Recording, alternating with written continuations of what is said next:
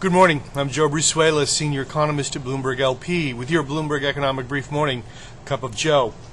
Lingering concerns about the possibility of Greece exiting the Eurozone continue to weigh heavily on global financial asset markets this morning. Futures look to open down here in the United States, and the major indexes are down nearly 1% across Europe.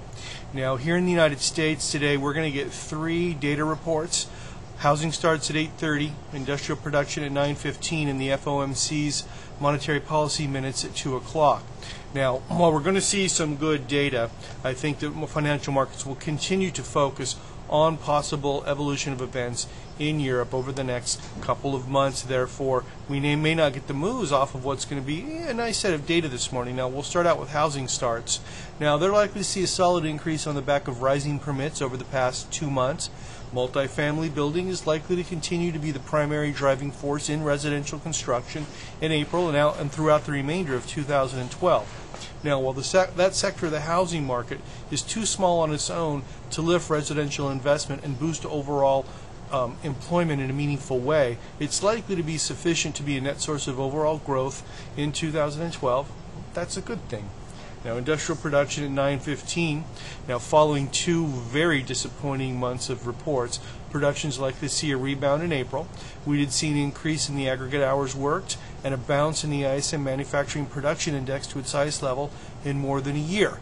Both of those indicate that the manufacturing sector will continue to be the primary driver of the current expansion, and a very good sign for what's going on here in the manufacturing sector in April. Now, later on at 2 o'clock today, we're going to see that FOMC minute statement.